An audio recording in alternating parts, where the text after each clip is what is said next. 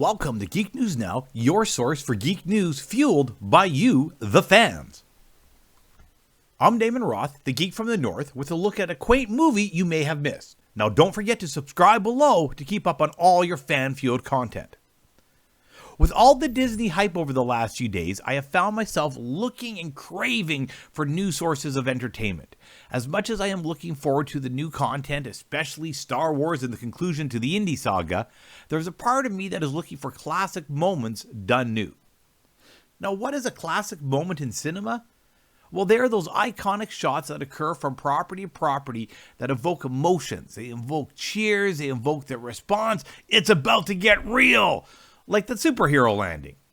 One of these classic moments in cinema that is used countless times, sometimes with success, sometimes not, is the moment when one of the heroes emerges from a big cloud of smoke, which of course must be after some pivotal iconic point of the movie.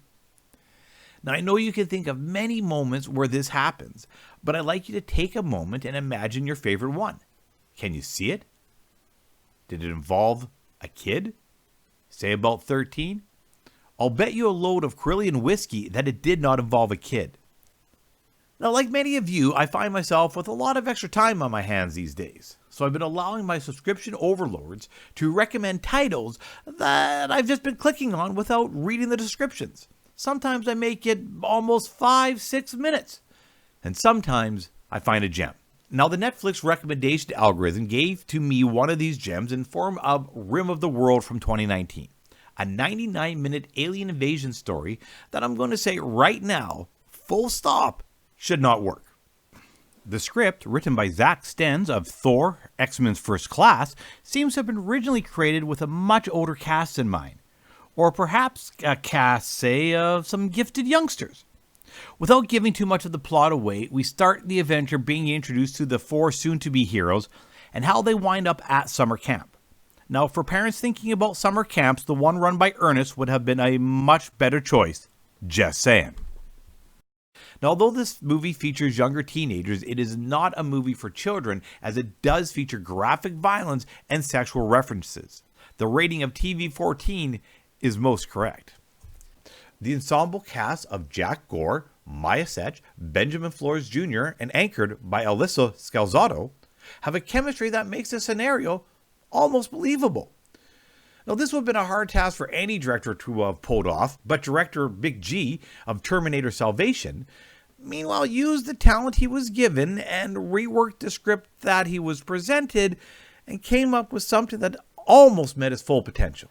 As an aside, I want to take a moment to mention how important directors are and how they can make, break, or save a movie. We all know what Ron Howard did with A Solo Story, thank you, and how most of the success of The Mandalorian is due to the visions of directors such as Filoni, Chow, and this generation's Howard, Bryce Dallas Howard. The young actors portray characters that feel real and nail the roles far better than many of the adults in the film.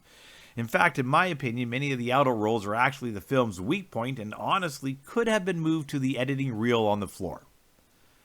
Now, let's be honest, it is extremely unlikely that these four would have survived the summer at the camp that is presented.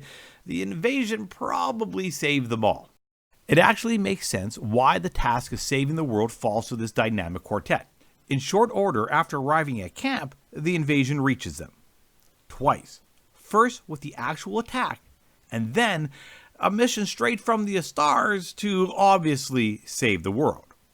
From here we have, which is all in all a fun little escape from the real world as we follow the quartet through Southern California as they make their way to the only place that can save humanity. It is not a 5-star movie. It's not something you're going to watch again and again. And yes, like many sci-fi movies, just park the real science at the door.